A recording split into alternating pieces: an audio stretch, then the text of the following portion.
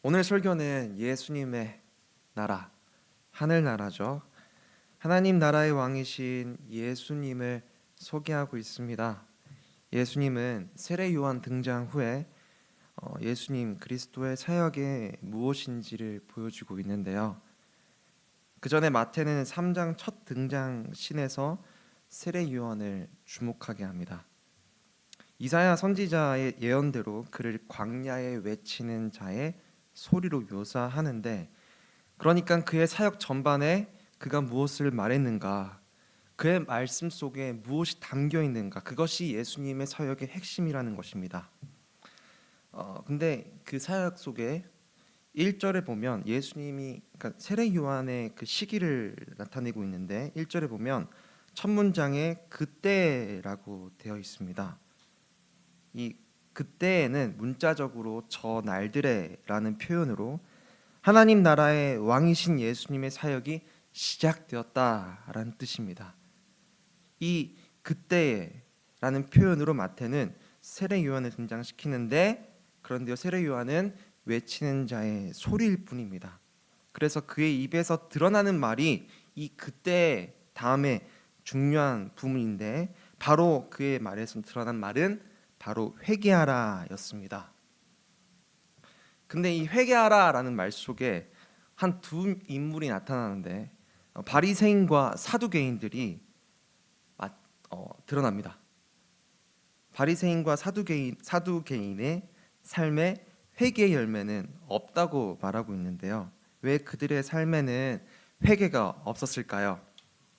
바리새인과 사두개인의 소개를 잠깐 하면, 바리새인은 율법주의자들이고 사두개인은 부유한 귀족 지배 계층으로 그러니까 현세적인 사람이었습니다. 그러니까 부활을 믿지 않았던 거죠. 이들의 정체성은 우리는 죄인이 아니라는 겁니다. 그래서 예수님은 그들에게 이렇게 말씀하십니다. 마태복음 23장 26절인데요. 같이 읽겠습니다. 화 있을진저 외식하는 서기관들아 바리새인들이여, 회칠한 무덤 같으니 겉으로는 아름답게 보이나 그 안에는 죽은 사람의 뼈와 모든 더러운 것이 가득하도다. 이 바리새인들이 누구입니까? 이들은 겉으로는 아름답게 보이나 이 속에는 더러운 것이 가득하다고 한 겁니다.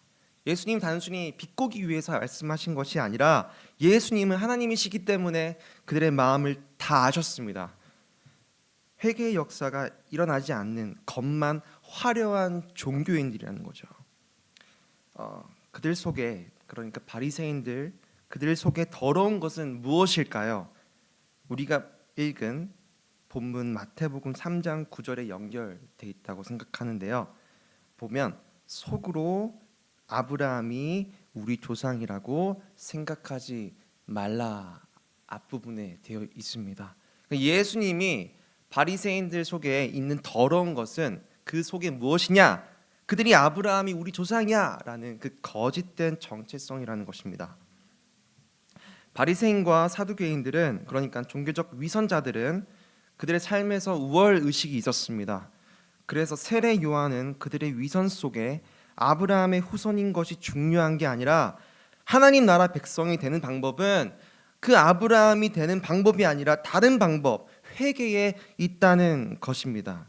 그런데 그들은 그것을 부인하고 살아가기 때문에 예수님이 너희들은 독사의 자식이구나라는 것이죠. 세례 요한도 그들의 독사의 자식이라는 것이죠. 독사의 자식이라는 정체성을 그들이 붙잡고 있는 것입니다. 그들의 존재가 틀렸어가 아니라 사실은 그들이 붙잡고 있는 정체성이 독사의 자식이란 정체성이라는 것입니다. 세례 요한은 하나님 나라에서 하나님의 백성들의 거짓된 정체성에서 속으면 안 된다라고 외치고 있는 것 같습니다. 그래서 하나님 나라가 왔다라고 선포하는 겁니다. 2절입니다. 회개하라, 천국이 가까이 왔느니라. 같이 읽어볼까요? 시작. 회개하라, 천국이 가까이 왔느니라. 회개할까가 아니라 회개하라, 명령법입니다. 회개하면 조건문도 아닙니다. 회개하라는 것이죠. 그리고 하늘나라가 가까이 왔다는 것은 직설법입니다. 시제가 완료법으로서 가까이 왔다는 말은 문 앞에 와 있어, 곧 도착해, 무엇이요? 하늘나라가. 그러니 예수님을 봐라, 하늘나라를 봐라.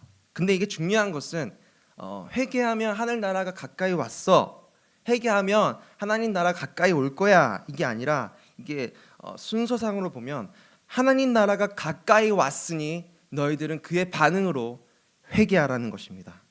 그러니까 하나님의 역사는 회개의 역사라는 것이죠. 우리의 노력과 우리의 열심으로 회개를 이루는 것이 아니라 하나님 나라가 임재했기 때문에 우리가 회개를 반응으로 나타내는 것입니다. 그렇다면 회개의 역사는 누구의 손에 있습니까? 여러분의 회개는 누구의 손에 있습니까? 답은 다 아시겠죠? 저는 모태신앙으로서 어렸을 때 회개는 풀리지 않은 숙제였습니다. 담임 목사님은 이제 제가 김해에 있었을 때 담임 목사님은 김종률 목사님이신데, 감옥에서 예수님을 만났다고 하셔가지고 회개해라, 회개해라 하는데, 저는 그런 삶이 아니었다 보니까 되게 어떻게 회개를 해야 되나. 그래서 어렸을 때 어떻게든 눈물을 흘리고 기억에서 교회 형한테 대든 일, 오후 예배 때 아버지 몰래 문방구점에서 놀러 갔던 일, 여러 가지 기억들을 내가 노력해서 모아가지고 하나님께 내 죄를 자복해야 주님이 나를 용서해 주시는구나라고 생각했습니다. 그런데 이 본문을 통해서 나타나는 것은, 사랑하는 여러분, 회개는 나의 역사가 아니라 하나님의 역사입니다. 디모데후서 2장 25절입니다. 거역하는 자를 온유함으로 훈계할지니 혹 하나님이 그들에게 회개함을 주사라고 되어 있습니다. 이 본문을 통해서 방탕한 선지자라는 책에서 팀 켈러는 회개는 하나님의 역사입니다 라고 얘기하고 있는 것입니다. 여러분은 그 하나님의 역사를 믿으십니까? 그러면 다음 세대를 향한 하나님의 역사도 믿으십니까? 우리 다음 세대의 회개의 역사는 하나님의 손에 있을 줄 믿습니다. 바리새인들은요, 자신의 자존감을 율법을 성취하는 데에서, 그러니까 자신들이 아브라함의 후손, 그래서 의인이라고 생각했습니다. 그러니까 유대인들은 세례를 받지 않았습니다. 왜냐하면 세례는 이방 죄인들만 받는다고 생각했기 때문입니다. 그러니까 바리새인이 지금 우리 곁에, 지금 이 시대에 살아간다면 난 열심히 기도하고 성경을 공부하고 선하게 살았어, 회개가 필요하지 않아. 저 열심히 하지 않는 다음 세대, 청소년들, 아무런 생각 없는 자들이나 회개가 필요한 거야. 나는 정말 열심히 살아왔어.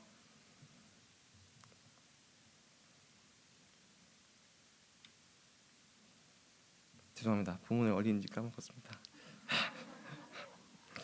너무 떨리네요. 그런데요, 회개가 필요하지 않아라고 율법을 지킴으로써 하나님 자녀라는 정체성을 가진 유대인에게 세례 요한은 8절에 접속사 하나를, 그러니까 마태를 통해서 탁 붙이는 겁니다. 그러므로 이들에게는 회개가 꼭 필요해, 회개에 합당한 열매를 맺으라고 합니다. 접속사 그러므로라는 것을 통해 이 구절이 이 우리가 읽은 문단에서 중요한 것을 알 수 있습니다. 그러니까 회개를 해야 예수님께 나아갈 수 있어가 아닙니다. 이상한 소리로 들리시겠지만 예수님께로 가야 회개할 수 있습니다. 요한이 말하는 것은, 세례 요한이 말하는 것은 율법을 성취함으로써 만족하고 이방 민족들처럼 타인을 쉽게 비난하는 그런 회개, 그런 가짜 기도는 진짜 회개가 아니다. 여러분들이 자녀들을 바라보면서 회개해야 될 텐데, 그런 기도는 진짜 기도가 아닐 수 있다는 거죠. 우리 모두는 예수님께로 가야, 예수님의 품에 있어야 회개의 역사가 일어나는 것이고요, 회개의 열매, 주님께서 주시는 회개라는 선물을 받을 것입니다. 사랑하는 성도 여러분, 여러분에게 예수님은 어떤 분이십니까? 여러분의 기도를 마냥 들어만 주시는 하나님이십니까? 예수님을 통해 다른 무언가를 바란다면 여러분은 결코 예수님을 얻을 수 없습니다. 예수님 한 분만으로 만족하고 그분의 나라의 왕이심을 고백할 때 우리 삶에 온전히 회개의 열매가 맺어지는 것이죠. 마태복음 6장 33절을 같이 읽겠습니다. 시작. 그런즉 너희는 먼저 그의 나라와 그의 의를 구하라. 그리하면 이 모든 것을 너희에게 더하시리라. 저는 예수님이 우리의 모든 것이 되신다고 고백합니다. 예수님을 구하면, 예수님이 우리 삶의 중심이 되신다면 이 세상 나라 가운데 하나님 나라가 보일 것입니다. 이 하나님 나라의 왕은 예수님이십니다. 그러면 예수님은 이 나라 가운데 자신을 어떻게 보이실까요? 복음을 입으셔서, 복음이란 옷을 입으셔서 예수님은 우리에게 보여주십니다. 칼뱅은 이렇게 말했습니다. 복음은 바로 그분의 복음을 입은 그리스도시다. 복음의 옷을 입은 그리스도라고 하는 거죠. 복음이 주는 선물 중에 복음이 주는 선물 중에 회개를 주시기 위함입니다. 회개가 예수님 안에 있다는 것입니다. 회개라는 선물을 얻기 위해서 예수님께 가야 합니다. 바리새인들처럼 내 열심으로 회개하면 진짜 회개가 일어나지 않습니다. 위례교회 다음 세대들에게도 마찬가지입니다. 우리의 열심으로 아이에게 신앙을 전수하면 아이에게 진짜 예수님이 가려지는 것이죠. 오직 복음으로 입혀야 그리스도가 보입니다. 그 복음에 입힌 그리스도는 연약한 자들을 품으시고 아무런 조건 없이 사랑하시고 우리를 하나님의 자녀로 인도하셨습니다.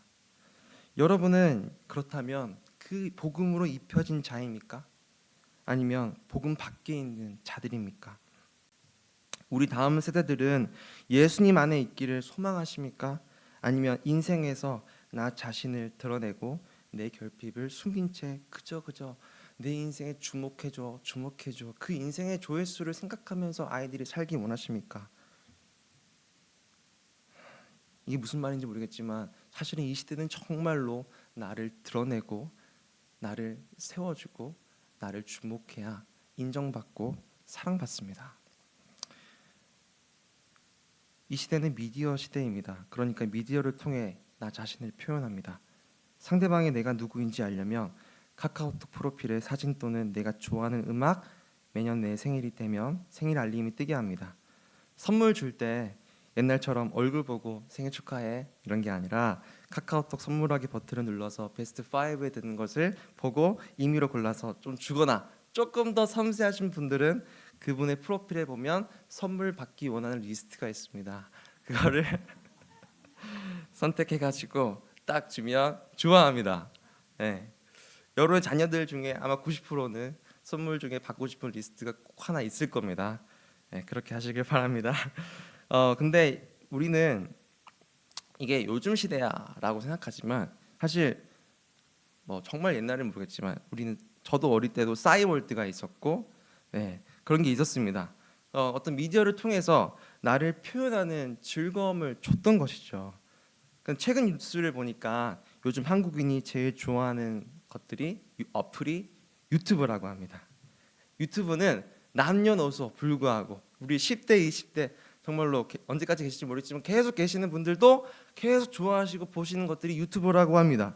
특히 유튜브를 통해서 자기를 어필함으로써 구독자가 많아지면 수입을 얻는 구조가 형성되었기 때문에 초등학생 중에서도 아직도 유튜버가 되고 싶다라고 하는 친구들이 있습니다. 문제는 미디어를 통해 우린 거짓말을 하고 거짓말에 속고 부러워한다는 것이죠. 우리 아이들이 미디어를 보면서 와, 저 사람 정말 멋있다, 저 사람처럼 되고 싶다, 그렇게 그들의 거짓말에 속고 있는 것입니다. 무슨 말이냐면 도파민 네이션이라는 책에서 평균적인 성인은 대부분 0.59, 1.56, 그냥 대부분 하루 한 번 이상 거짓말을 한다고 합니다. 그런데 중요한 건 이 스트레스를 막기 위해 스스로 거짓자라는 페르소나를 만든다는 것이죠. 페르소나라는 것은 가면인데요. 자신이 아닌 모습을 SNS를 통해서 보여주면서 인정받고 싶은 욕구가 강해지다 보면 깊은 공허감에 빠지게 된다는 거죠. 그러니까 사실은 10대의 문제가 아니라 우리 모두의 문제입니다. 다 유튜브 보시잖아요.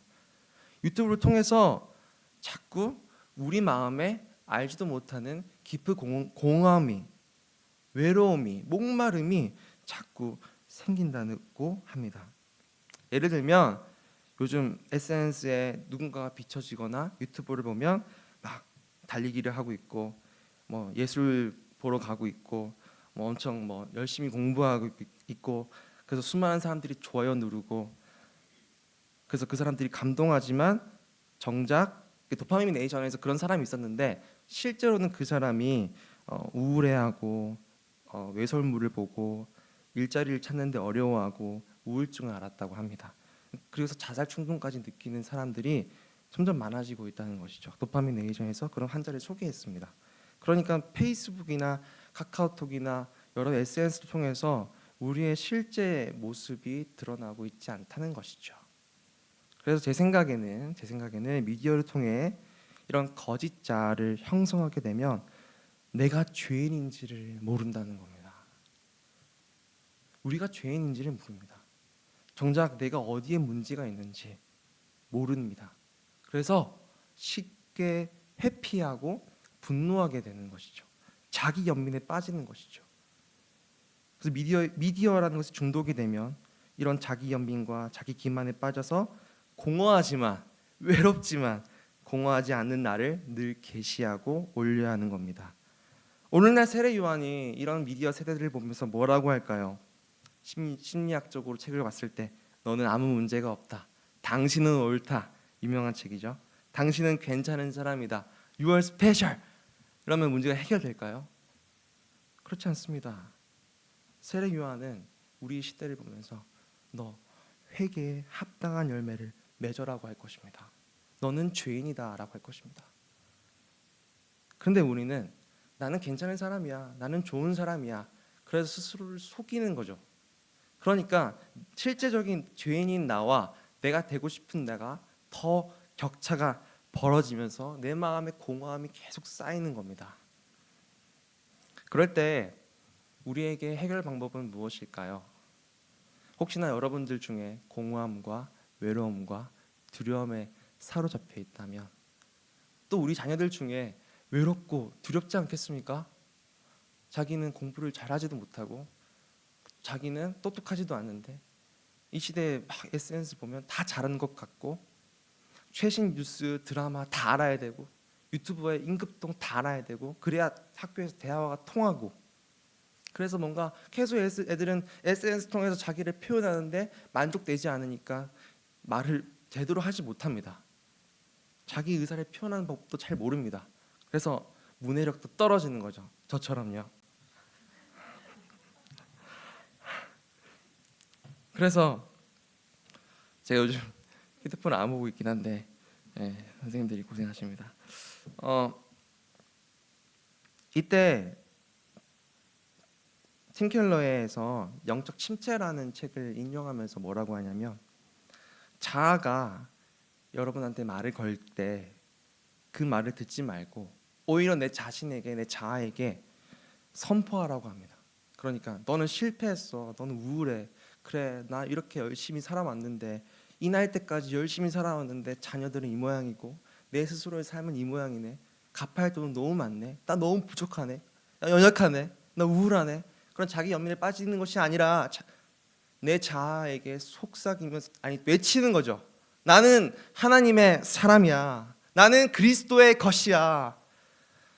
내 영혼은 주님 안에 있다라고 선포하는 것입니다. 여러분이 만약 영적 침체에 빠지면 그리고 특별히 우리 여러분의 자녀들이 그런 가운데 있다면 선포하게 해주십시오. 너는 그리스도의 것이야. 너는 하나님의 자녀야. 어떤 스펙과 외모와 보여지는 것이 너를 드러내고 증명하는 것이 아니라 이미 그리스도께서 너는 내 것이라고 말씀해 주셨기 때문에 너는 예수님의 것이라는 것이죠. 회개에 분투하기 위해 내 자아의 소리를 들으면 안 됩니다. 나를 지으시고 나를 위해 이 땅에 하늘나라의 왕이신 예수님이 우리 자리 가운데 오신 것을 우리가 알아야 합니다. 1절에 이때라고 하면서 하나님 나라가 가까이 왔음을 알려줬다고 했습니다. 그래서 세례 요한이 등장하고 그 중에 세례를 받지 않으려고 했던 바리새인들은 자신들이 죄인임을 인정하지 않았습니다. 그런데 마태복음 3장 11절을 같이 읽어보면 제가 읽겠습니다. 나는 너희로 회개하게 하기 위하여 물로 세례를 베풀거니와 내 뒤에 오시는 이는 나보다 능력이 많으시니. 그래서 예수님이 등장하는 겁니다. 예수님이 등장하는 겁니다. 예수님이 등장하는 겁니다. 이때라는 하면서 세례 요한이 등장하고, 이 성경 보시면 다시 이때라고 하면서 예수님이 세례 요한에게 세례를 받으십니다. 그러니까 예수님이 죄가 없음에도 불구하고 마치 나 죄인이야 라는 그 표징으로 세례를 받으시는 거죠. 그러면서 우리와 함께 하시는 겁니다. 예수님이 어떻게 우리 아이들과 함께 하겠습니까? 어떤 방법으로 우리와 함께 하십니까? 자기를 낮추셔서 우리와 함께 하시는 겁니다. 우리가 애써서 노력해서 회개해서 우리가 그리스도를 보는 게 아니라 그 예수님이 이 자리에 오셔서 낮추셔서 세례를 받으심으로써 우리와 함께 하신다는 거죠.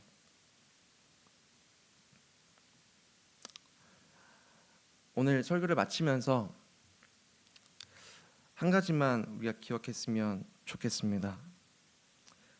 여러분 속에, 여러분 마음에 무엇이 있으십니까? 오직 예수님이 아니고 다른 무언가가 있다면, 다른 어떤 것이 있다면 바리새인과 같습니다. 예수 없는 그리스도를 찾지 마십시오. 예수 없는 구원을 아이들에게 말하지 마십시오. 예수 없는 신앙을 통해서 아이들과 다른 교회 아이들을 비교하지 마십시오. 너는 왜 매주 이렇게 못하니? 비교하지 마십시오. 여러분의 자녀가 아니라 하나님께서 이루시고 하나님의 소유물입니다.